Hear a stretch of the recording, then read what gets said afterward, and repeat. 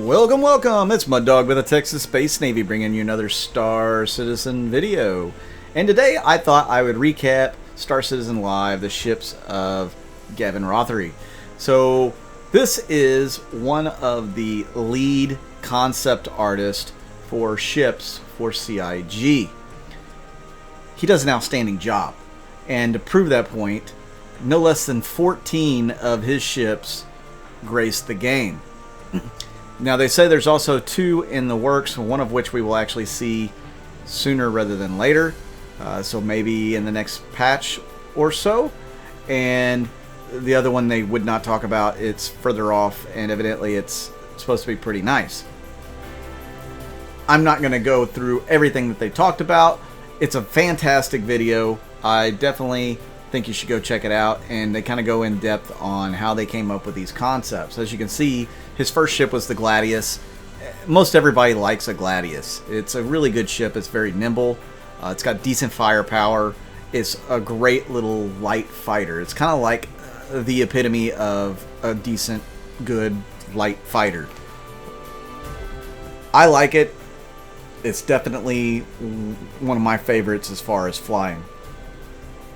And in 310, it'll have much better capability to outfly opponents due to the thrusters, the mechanics that they're adding in there, especially in atmosphere.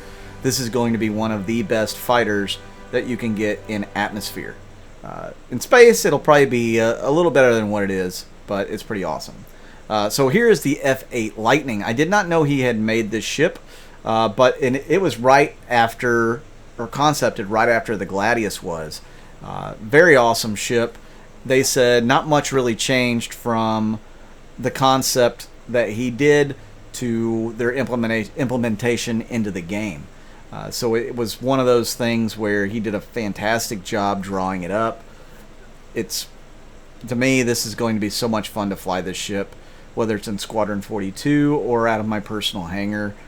This is going to be my go-to. Oh, I can't say that. It's going to be one of my go-to fighters. Here is the Sabre, which is another excellent design ship. This one was one of the fastest ones through production. And, of course, the Sabre is got a little bit of a stealth motif to it. It's a stealth fighter. It's a next-generation fighter. It lost the contract out to the F8 Lightning. So it's kind of cool that he got to make kind of both ships that were up for that military contract. This one obviously doesn't have the armor or the firepower that the F8 Lightning had, but it is still a pretty awesome ship, and it's another one that's going to be super awesome in the next patch. With fixed weapons being a thing again, with the better flight mechanics, this ship should be one of the top fighters back in the verse. I know I'm going to be playing around with it and experimenting with it to see, how good it is. Then he had the Terrapin, which, this is what I call the Space Turtle. It's definitely an interesting design with the side ramp.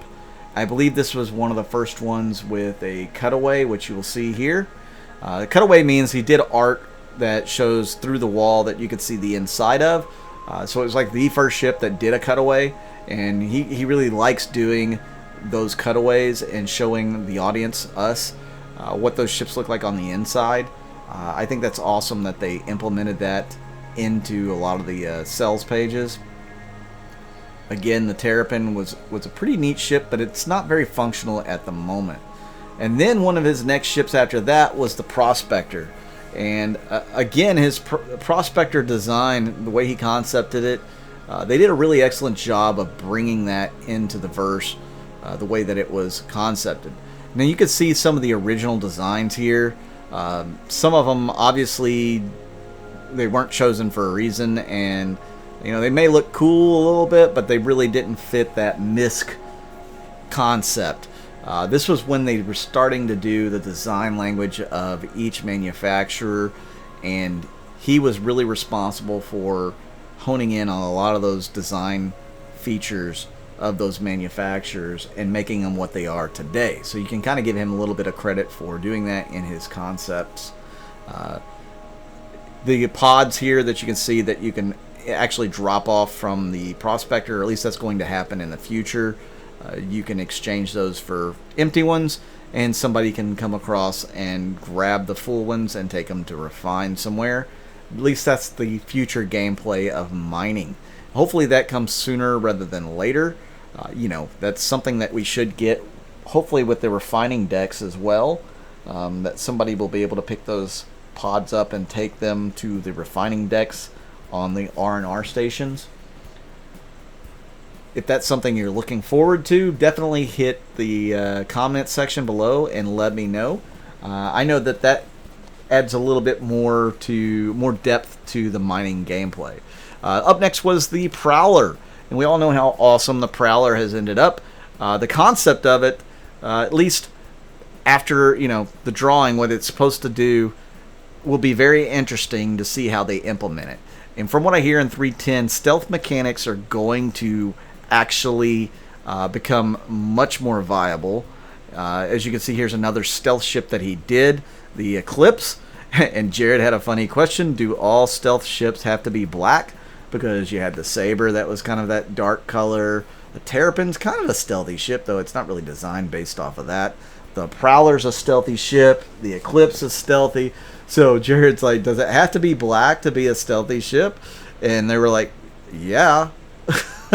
So the Eclipse was definitely a very cool one, and I really loved the promo video that they had that goes along with a lot of these pictures. The promo video was one of the coolest, if you ask me, where they spotted their target. I think it was an Idris landing at a base on planet, and the guy jumps into his Eclipse and speeds along the surface of the planet until he gets within torpedo range, locks on, launches, and then flies away. Very cool commercial for that ship. I liked it. I don't remember too much of a commercial for the Prowler, so this was definitely one of the cooler commercials, if you ask me. And up next is one of his very first attempts at a ground vehicle, and that would be the Tumbrils Cyclone. A lot of people ask where'd they get the idea for the wheels on the Tumbrils Cyclone. And he just kind of said, well, he just made it up. So kind of an interesting idea that he had. I mean, the guy's obviously brilliant. He's a great artist, and his ideas behind some of these things, the functionality of them, obviously he comes together with some of the vehicle team, or at least I think now he comes together with the vehicle experience team to see if something like the tires on this little vehicle are possible. Other things like the Prowler wings and stuff like that. Those are things that he might have to reach out to designers at CIG to find out how possible it is to do that, to implement that. I think in the early days they were like, we can't do that. And Chris Roberts is like, you're going to figure out how to do it.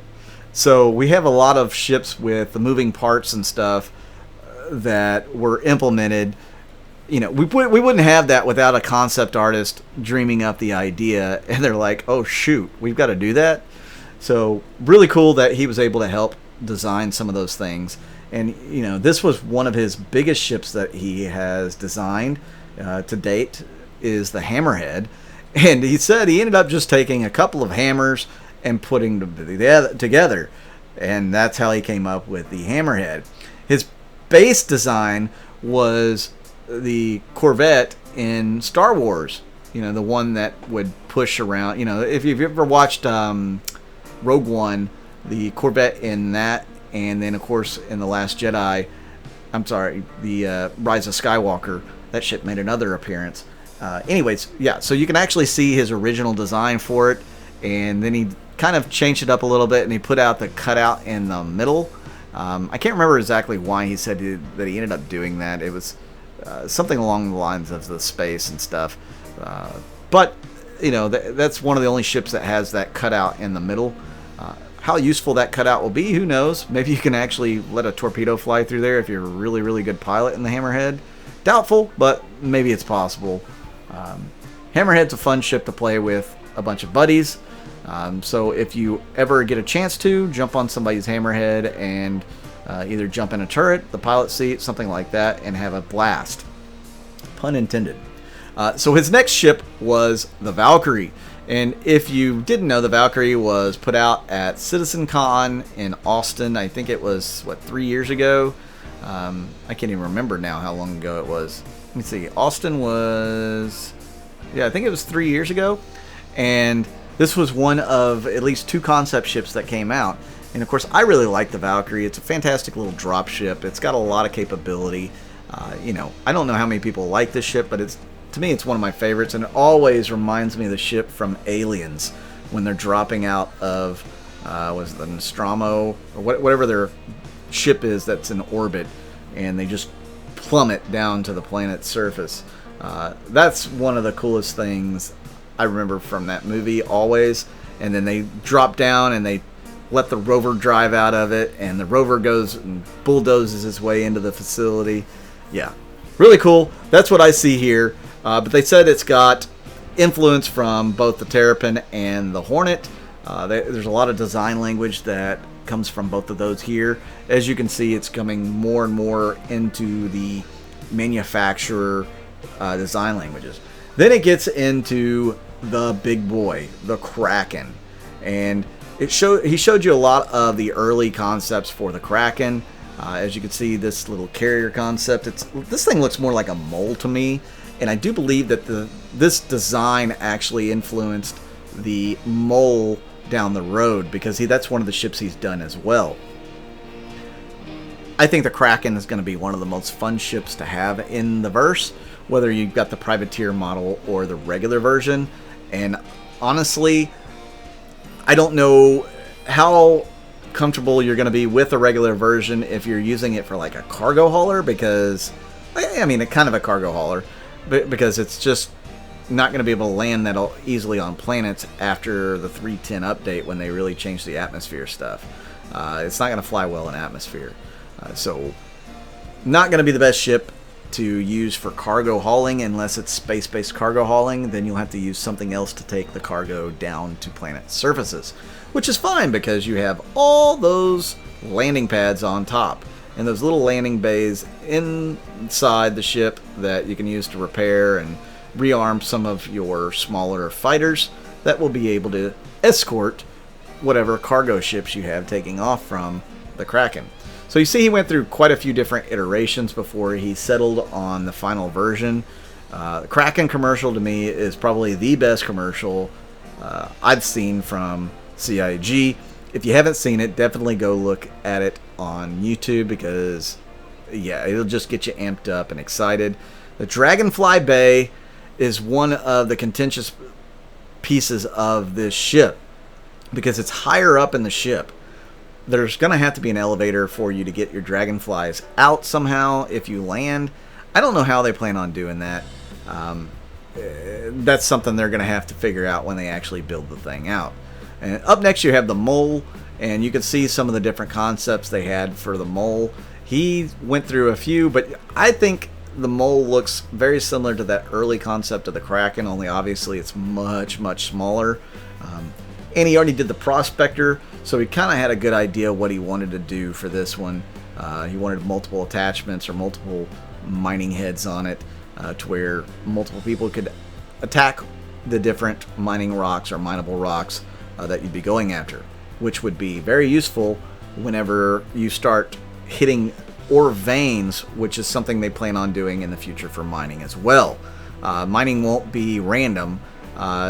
There won't be a random spawn, so to speak, every time you go into a new server, or every time you get within range. They won't roll the dice and say, oh, look, we got a mineable rock here.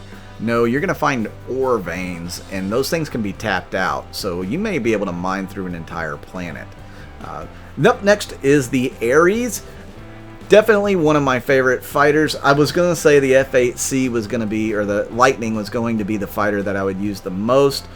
I don't know. With this thing, it could be super, super deadly. It's freaking size 7 gun with a ship wrapped around it. That's pretty much it. You have the Ion, and then you also have the Inferno. The Ion is the one with the laser weapon, And the Inferno is going to have pretty much a massive minigun, a Gatling gun, that's just going to tear through any enemy ship that you can keep in your sight. Obviously, this thing could be used at range with a gun that size, and you're probably not going to want to be dogfighting in it because that's its only attribute is that gun. You don't want to get up close. You want to be able to hit people from afar. It's a sniper, so that's what you should be doing with it. So it was a really good video. I definitely encourage you to go check it out if you get a chance. It's about an hour long. It's really appreciate CIG doing that. If you have any questions or comments, leave those down below. If you like this video, hit that like button, hit that subscribe button. I'm over 3,000 subscribers, so thank you guys so much. I'm Mud Dog with the Texas Space Navy, and I'll see you out in the verse.